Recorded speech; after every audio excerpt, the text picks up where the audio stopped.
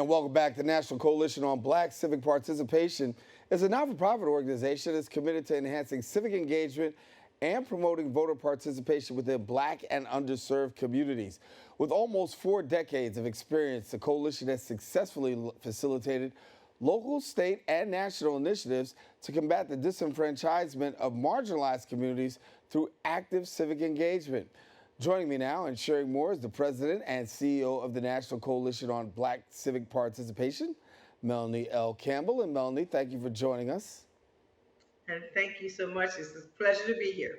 We talk about a lot of different issues that really talk about inequalities. And one of those inequalities that we like to highlight is that digital divide. And so many people feel like that's not real when it comes to communities of color. But can you put some teeth to the fact of what this digital divide is and how it really does adversely affect people of color? Thank you. I'm going to say, one of the things, you're in New York. I'm in Atlanta right now, and I spend a lot of time here and in DC. But not everyone, even in urban centers, has access. It's an affordability issue in many cases. And during the COVID pandemic, when children weren't able to go to school, you really were able to. It lifted up the disparities in health care, but also in things like access to high speed, high quality internet.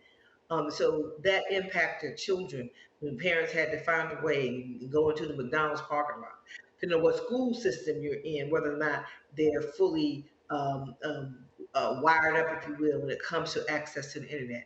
Or if you live in a rural community where you do have what they call internet deserts, right, where you don't have access. So that reality is exacerbated many times based on income and based on geography.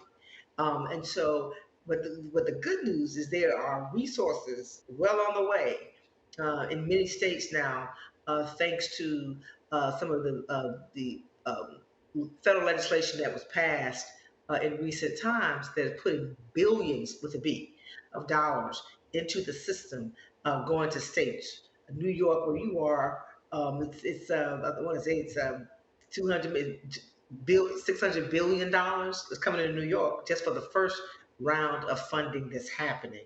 So, but it won't matter if you don't have access or even be able to know that you can. There's a way to have affordability when it comes to access to the internet. You know, nobody thought about it when we first got started about Wi-Fi and internet because it really wasn't that popular. Nowadays, it's almost like you can't live without it. You can't fill out a job application if you don't have internet access. It's just taken over society to a place where poverty and those people who've been disenfranchised, as we said in the beginning, those are the persons that are adversely affected when it comes to this. Yeah, and then these things, right? These are great, right? We over-index as Black people. We over-index in access via our phones, but but not necessarily in our homes, right? And that's where there's also that divide. So that if you want to work from home, or if you need to deal with access to healthcare through online portals. In a lot of cases, it's harder to get a physical appointment with your doctor. You may have to get a virtual appointment, but sometimes you don't have enough power on your phone to do that. Um, and then you have jobs where you're going to need to have a hard equipment as well as access to the internet. So there's a lot of things that are barriers that have an impact on our health, have an impact on our economic mobility, and even building wealth. And so, very, very important. We are focusing in on a new program that we're focused on Black women, heads of household, who to try to help promote and have access to the internet through our Black Women's Roundtable.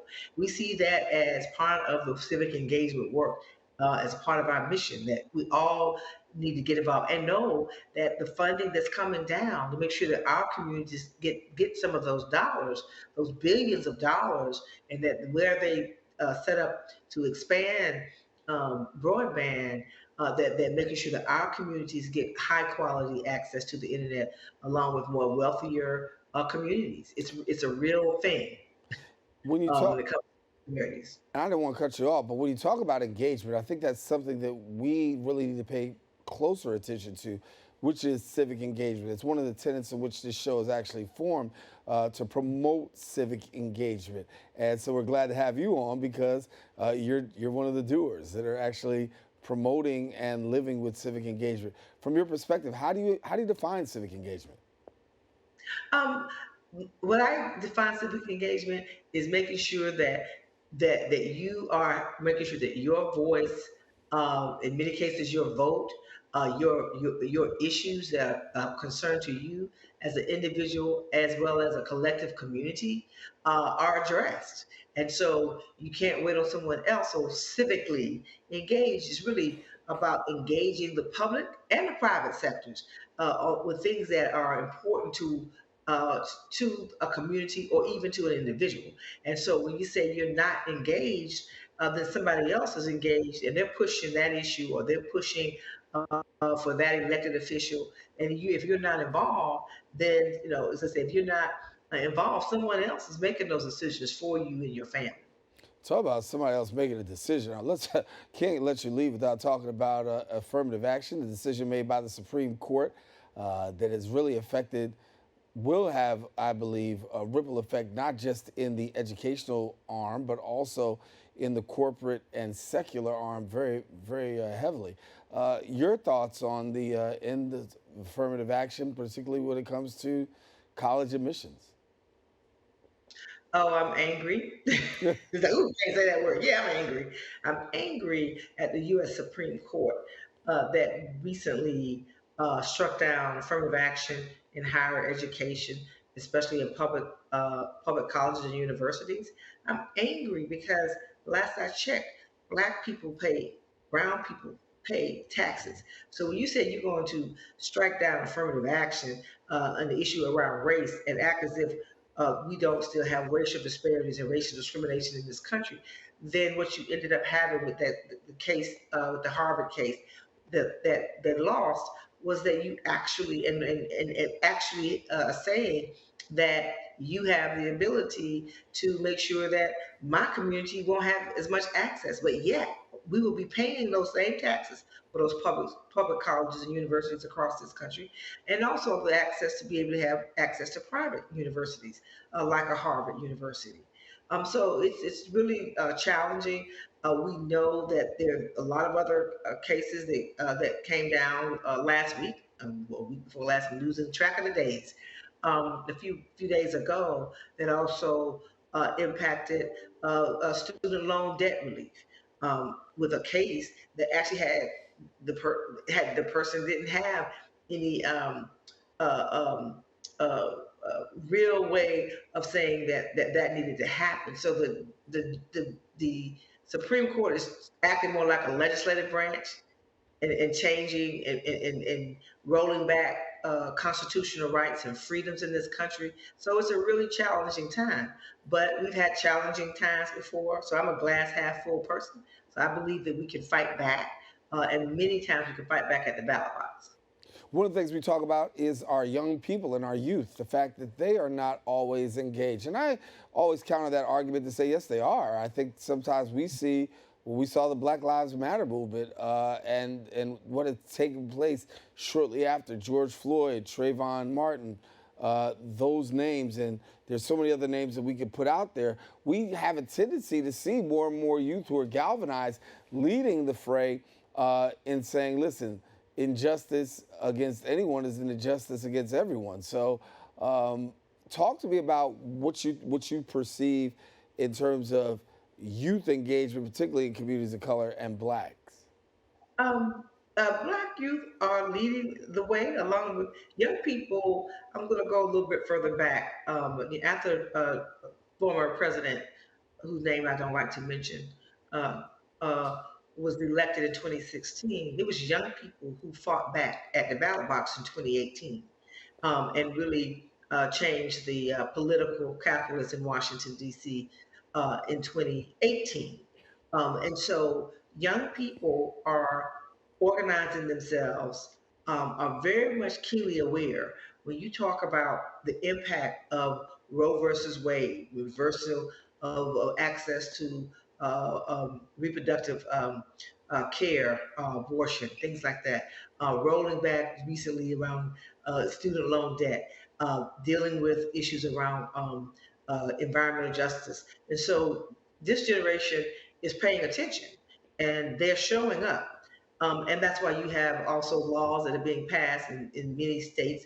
I'm a daughter of the South, I grew up in Florida. So you're having a lot of places where, also in places like Florida and Texas and other places, where you have these voter suppression laws, not just in the South, but a large percentage of the South, where now you have state legislatures and governor's offices that are rolling back our rights. And as African Americans in this country, states' rights has never been how we've been able to gain our rights. It's been through federal intervention, through, in many type cases, the Supreme Court, or through executive actions through the federal government.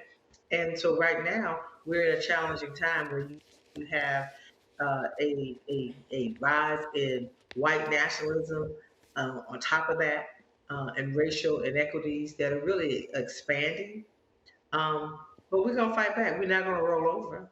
And I see young people every day, right here in Atlanta right now. Young people are not gonna roll over, Yeah. um, and they're gonna keep fighting. So I have a lot of hope that we're fighting. Every generation has I was them, some decades ago, right? Yeah. That reality is, and then if you stay engaged and if you start early, you'll stay engaged most of your life.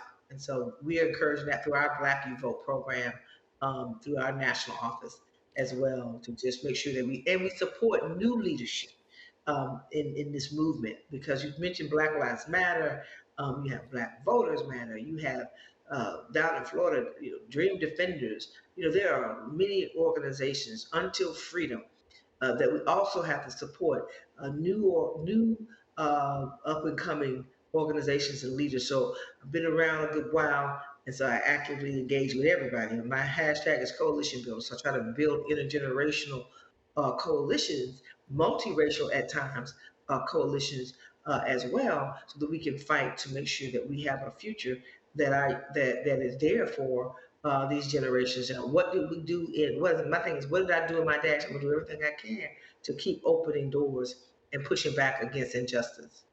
What can people do in order to partner with the work of the organization? So, when you talk about civic participation, how can the public participate? They can we are they can go to of course social media is an easy way to contact us, and they can go to at ncbcp.org or through our Black Women's Roundtable or Black You Vote, and we can plug you if we're in a state. We're not all over the country as far as affiliates are concerned, but we are in 12 states, but we do a lot of national work. So if we are not somewhere, we can plug you. We have 80 national member organizations. If you can't have anything going on in our state, then we'll make sure we can try to plug you into others, as a way of staying engaged. And with young people, we're getting ready to plan a national Black Youth Vote training conference down here in Atlanta. That'll take place in the fall. So if you want to get involved in activism, reach out to us and we'll make sure we plug you into what we're doing. But also about coalition is if we don't have a way for you to plug in, we'll try to plug you into other organizations that are part of our network. Tell me a little bit about, before we go, how to get in contact and how people can draw near. Yeah. Before we go, though, I did want to really get people to pay attention to what's happening. We started this conversation off because money is moving in the states. You talk about digital divide and digital equity. Please make sure your audience knows, pay attention to it, right? Find out what's happening in your local community and state. Find out from your mayor's office. Find out from your congressional office. Engage with those elected officials, those city council members. Find out where the money is going and make sure you weigh in to make sure that if you are not having good access in your local community, we're talking billions, $65 billion that's moving in across this country. And so we want to make sure that our community has access to it because this is about economic opportunity, as well as quality education, as well as quality health care. There's no way to get around that. So I didn't want to leave that. And they can reach out to us again, and I'm going to give them an email that they want to email us, and that's BWR Unity, UNITY, at N as in Nancy, CBCP.org. BWR Unity at NCBCP.org. So you can join us on social, or you can send us an email and we will respond. Melanie L. Campbell, it's great to have you with us here on the Social Justice Forum. Thank you so much for being with us, and certainly appreciate your voice, the work that's going on. We hopefully will connect again soon, but great having you with us. And I love it. And thank you for what you're doing. And I love your platform and learned about you. And call me anytime I could be on and share. Appreciate it. And it makes a difference getting the right information and getting correct information. So thank you for being that kind of resource for our communities. And honored to be on your show. Thank you. Thank you. All righty. Well, good seeing you.